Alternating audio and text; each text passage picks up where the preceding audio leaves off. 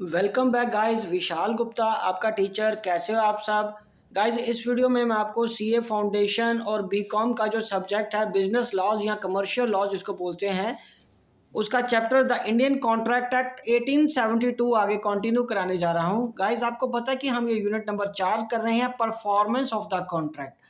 पिछली वीडियो में अगर आपको याद हो तो performance of contract by whom वाला टॉपिक मैंने करवा दिया था।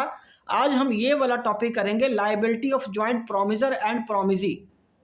ठीक है, जॉइंट प्रोमिजर मतलब जब मोर देन वन प्रोमिजर है या मोर देन वन प्रोमिजी है तब उनकी क्या राइट्स एंड लायबिलिटीज रहेंगी, हम उसके बारे में बात करेंगे। चलिए सबसे पहले आगे डिस्कस करते हैं devaluation of joint liabilities under section 42. When two or more persons have made a joint promise, then unless a contrary intention appears by a contract, all such persons during their joint lives and after the death of any of them, his representative jointly with the survivor or the survivors, and after the death of the last survivor, the representative of all jointly must fulfill the promise.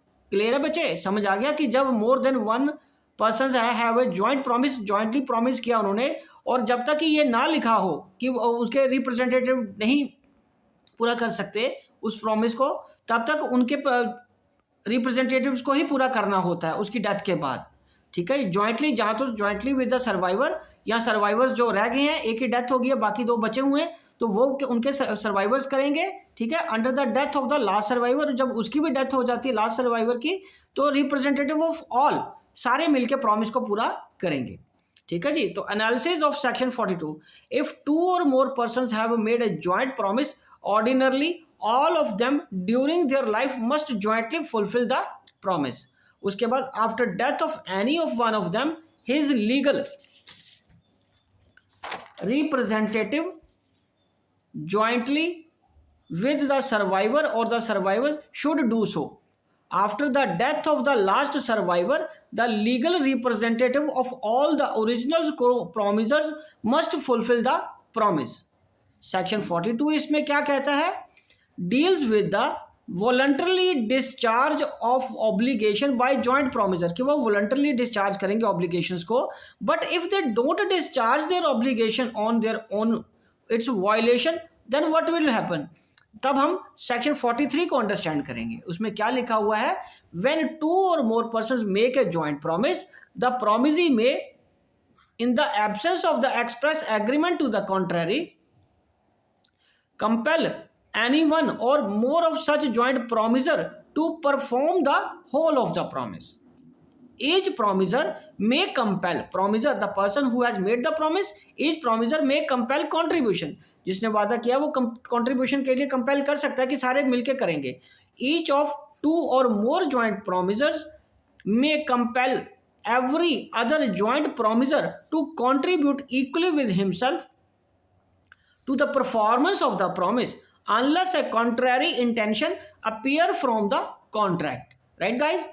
और दूसरे शब्दों में, if one of the joint promisers is made to perform the whole contract, he call for a contribution from the others. Right guys? चलिए उसके बाद हम तीसरे point की बात करेंगे, मतलब इसके अगले पॉइंट की बात करेंगे, sharing of loss by default in contribution. So if any of the two or more joint promisers make default in such contribution, the remaining joint promiser must bear the loss arising from the default in equal shares. अगर एक अपना default करा payment करने को, तो वो loss बाकियों को शेयर करना ही पड़ता है. एक्सप्लेनेशन क्या है इस सेक्शन की? सेक्शन 43 कहता है कि nothing in this section shall prevent a surety from recovering from his principal payments made by the surety on behalf of principal और entitle the principal to recover anything from the surety on account of payment made by the principal. Right guys? उसके बाद we thus observe that the effect of section 43 to make the liability in the event of joint contract, both joint and several, in so far as the promise may, in the absence of the contract to the contrary, compel any one or more the joint promiser to perform the whole promise. Right guys? उसके बाद इसका effect क्या आएगा guys? Effect of release of one joint promisor, उससे क्या होगा जब एक को रिलीज कर देंगे, the effect of release of one of the joint promisor is dealt with the section 44 which is stated below. वो हम यहां पे मैंने लिखा हुआ है कि जब two or more persons have made a joint promisor, a release of one such joint promisor by the promisee doesn't discharge the other joint promisor or joint promisor। जब एक को वो डिस्चार्ज कर रहा है तो बाकी डिस्चार्ज नहीं हुए, बाकियों को पूरा करना पड़ेगा। neither does free the joint promisor, ना ही उनको वो फ्री करा है। so released from the responsibility to the other joint promisor and promisers। और उसके बाद right of joint promisers, rights क्या है ज्वाइंट प्रोमिसर के?